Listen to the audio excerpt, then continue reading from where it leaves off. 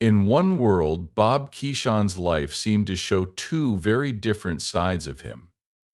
On the one hand, he was Captain Kangaroo, the kind grandfatherly figure in the red coat who laughed with kids, told them stories, and made them feel safe behind the curtain through his relationship with another famous figure, Lee. When people talked about Marvin, they talked about the tough guy role-playing actor with a gravelly voice who wore his rough past like a badge of honor.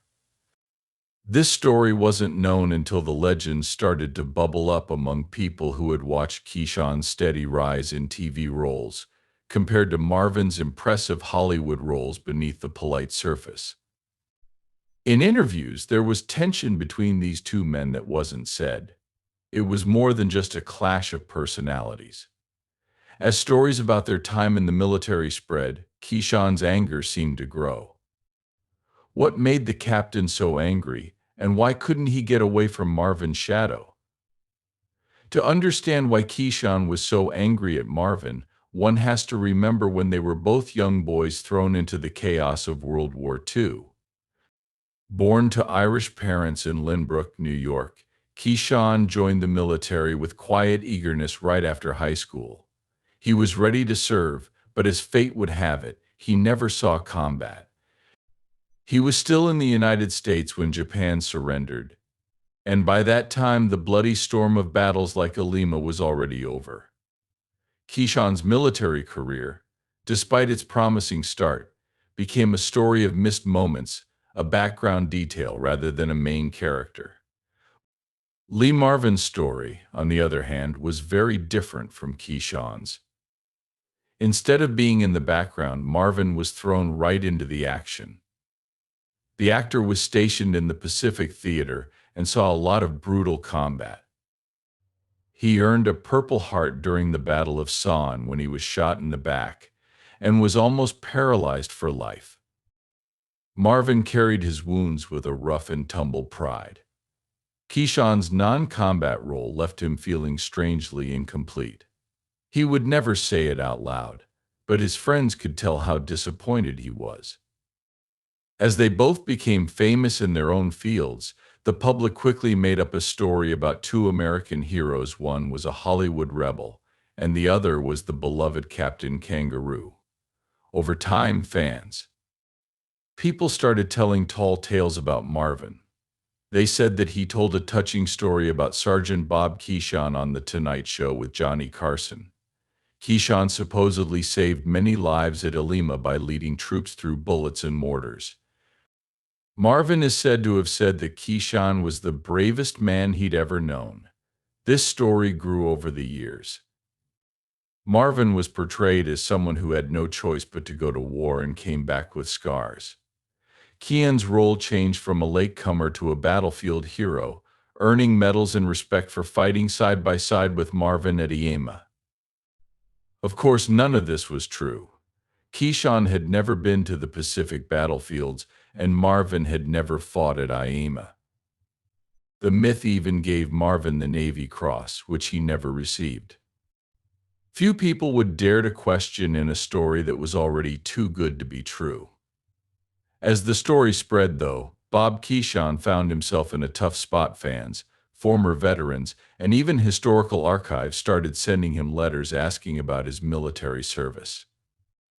He would brush off the rumor every time it came up. Despite Keeshan's denials, the myth seemed impossible to destroy. The more he tried to distance himself from it, the more fans believed it, determined to believe that their Captain Kangaroo had died in battle. Marvin never did anything to correct the story, which made Keeshan even more angry. He might have wondered, why doesn't he correct the story? Marvin didn't say anything, but his silence said a lot. He was amused by the story, maybe even pleased with it. It added to Marvin's already shady, larger-than-life image. While Marvin's legacy became linked to bravery and stoicness, Kin's became that of a reluctant, humble hero. But in Kin's mind, Marvin was enjoying the exaggeration and making fun of the fact that some people thought Marvin's lack of interest in the truth was an insult to real veterans. Maybe Keeshan, beneath his warm persona, didn't like being dragged into Marvin's tall mythos. He knew he could never compete with Marvin's war wounds, bravado, or deep connection to the violent male stories Hollywood loved. But thanks to this legend, Keeshan was. The story stuck around for years, even making its way into places like the Naval Historical Center, where calls kept coming in. It was a rumor that wouldn't die, a fantasy that Marvin's fans wore as a badge of honor. It's almost sad how hard Keeshan tried to get out of the story, and how little it helped when he finally talked to reporters, and, in a rare moment of honesty, he said that he felt somewhat. Despite all of his TV success, Keeshan felt cheated because his fame was so hollow compared to Marvin's. Marvin had the scars to prove his story, while Keeshan, despite his best efforts, could only wear the ones Marvin's myth had left on him. But in the years after the war, something unexpected happened that would let Keeshan step out from under that shadow. It was 1947, a new era for the country, and network television was just starting to take off. NBC's Howdy Doody, one of the first kids' shows on TV, was the perfect place for Keeshan to change his image and build a new identity separate from Marvin, away from war and scars and into something playful, innocent, and pure. He started working on Howdy Doody on January 3rd, 1944, as Clarabella the Clown, a character whose only way of communicating was through honking horns and making funny faces. It was a small but important role that didn't require any heroics or medals, just a knack for being silly. But as Clarabella, she faced her share of problems. As the host Buffalo Bob Smith, Keeshan was the silent comic relief, honking one horn for yes and two for no and spraying him with seltzer and slapstick routines.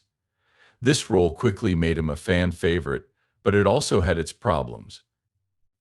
Working under Buffalo Bob, who was just as loud behind the scenes as he was on screen, was often hard. There were creative disagreements, power struggles, and heated arguments. Especially when Keeshan fought for better working conditions and representation for himself and others on the show. In 1952, Keeshan finally lost it and hired an agent to fight for fair treatment, but it didn't work out. By the end of the year, he was off the show. Whether he quit or was fired is still unknown, but in typical Keeshan fashion, he wasn't done. The next year, in 1953, he went back to TV. Time for Fun, a local show on New York's WABC-TV, where he played Corny the Clown. This time Corny had a voice, and Keeshan wasn't just a silent character on the sidelines like he had been before. Time for Fun became a modest hit, and soon Keeshan wasn't just acting, he was also creating his own characters without Buffalo Bob's supervision. This freedom was new and exciting, and it let him start building his own brand. As he became more confident, Keeshan went on another show. That same year, called Tinker's Workshop, which was aimed at preschoolers. In it, he played a grandfatherly figure called Tinker, the warm and patient man that kids could look up to.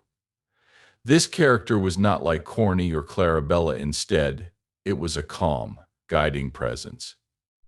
This show set the stage for something even bigger. Keeshan and his friend Jack Miller pitched a new.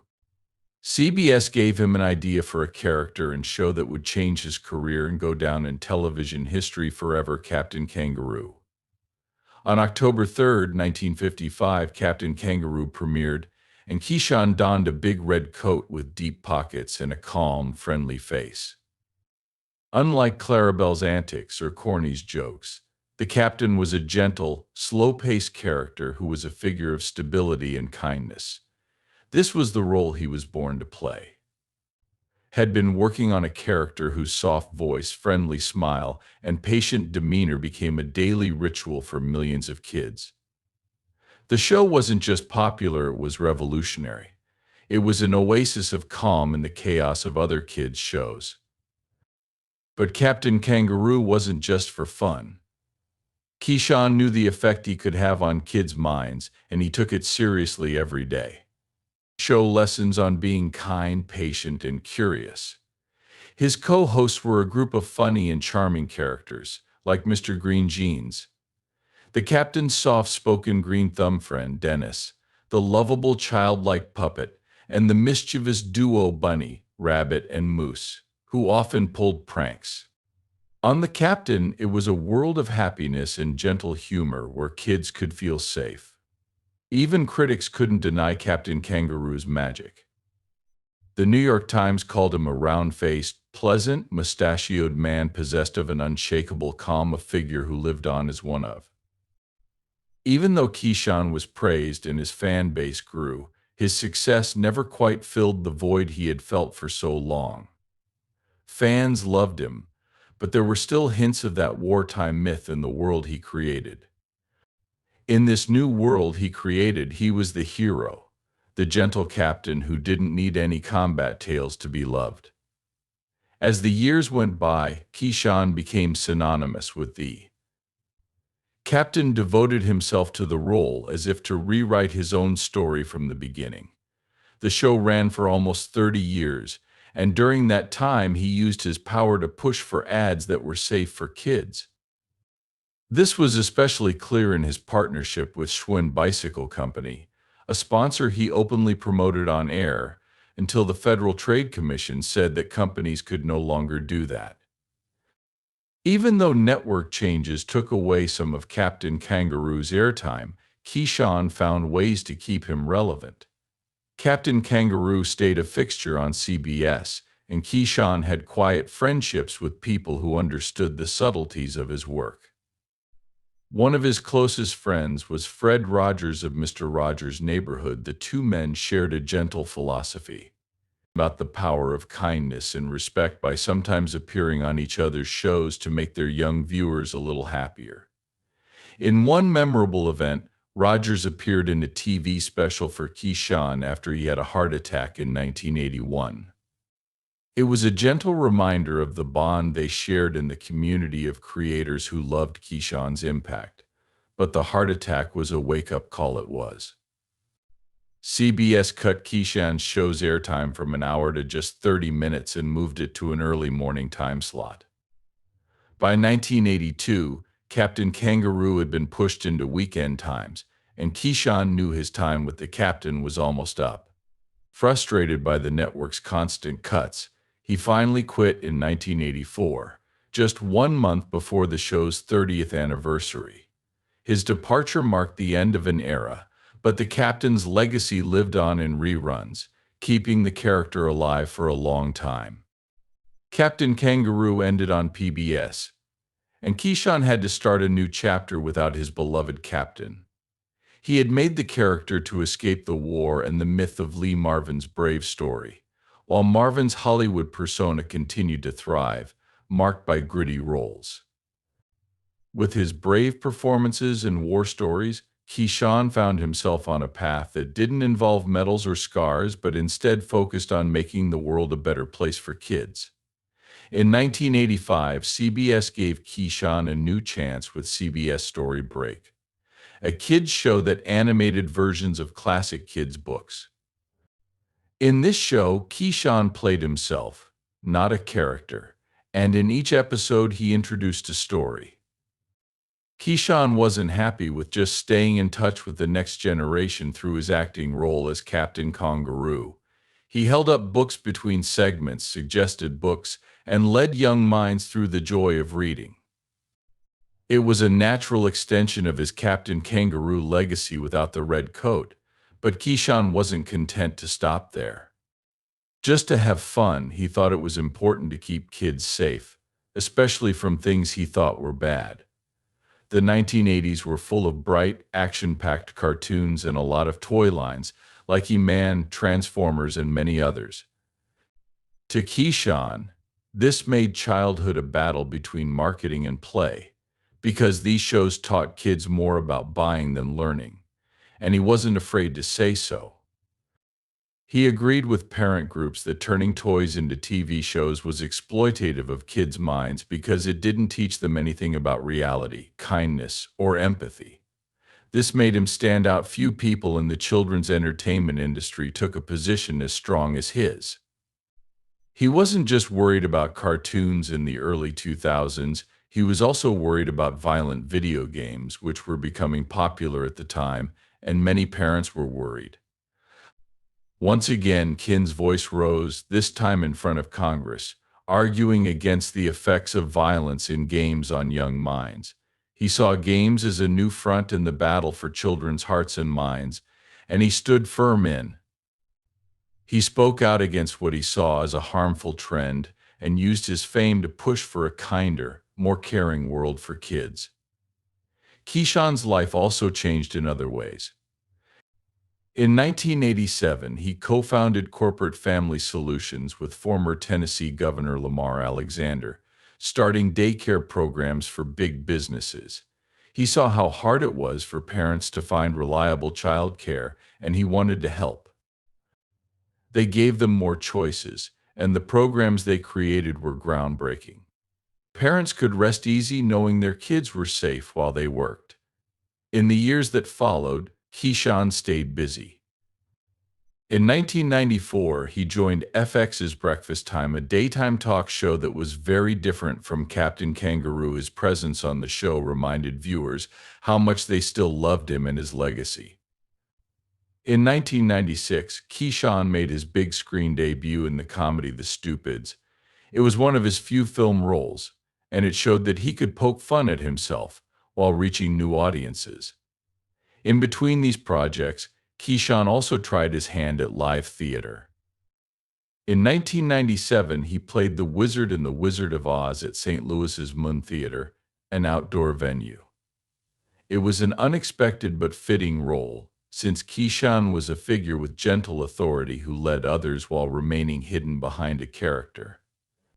His wizard was playful and warm, showing that he could change himself on stage, just like he had done so many times before. No matter how many new roles he played on TV, Keeshan was always tied to Captain Kangaroo and wanted to bring it back. He dreamed of a new version of the show for the modern world that could balance out the darker tones of modern cartoons. He thought the show's captain was needed now more than ever, and he even had sponsors and networks interested. But there was a catch. ICM owned the rights to Captain Kangaroo, and they had no plans to bring the show back. Despite his best efforts, his vision of a kinder captain for the 21st century never made it to the screen. While his career went in unexpected directions, Kin's personal life stayed stable thanks to his wife, Jean Laurie Keeshan. They were married for 45 years before she died in 1996, which was a big loss. They raised 3 kids together, Michael, Laurie, and Move, a family that brought him joy and comfort. After his time on screen, Keeshan moved to Norwich, Vermont, where he spent his last years enjoying the peace and quiet of New England. It was there that he became a well-known figure, encouraging kids to read and writing, and sharing his experiences as an author in his memoir, Captain, which came out in 1995, and was full of stories about his life and work, giving readers a look at the man behind the character that had enchanted generations. Keeshan's legacy wasn't just the shows he created, it also included the effect he had on children and families. He received many awards and honors, including an Emmy Award, an honorary doctorate, and a place in the National Memorial. Keeshan's work in children's TV shaped a generation and left an indelible mark on the world of broadcasting. Bob Keeshan died in Windsor, Vermont, in 2004 at the age of 76. He was buried at St. Joseph's Cemetery in Babylon, New York, the town where he had raised his family and where his story began. Not long after his death, Keeshan's grandson, Britton, honored him by climbing the 7 summits with a picture of the 2 of them on top of Mount Everest. Britton then buried the picture there as a tribute to a man whose life had inspired so many. Today, when people think of Keeshan, they think of a warm, wise man who always put children first. The myths that used to surround him have faded, replaced by a legacy that he built not with medals or battle scars, but by a simple commitment to making the world a better, kinder place.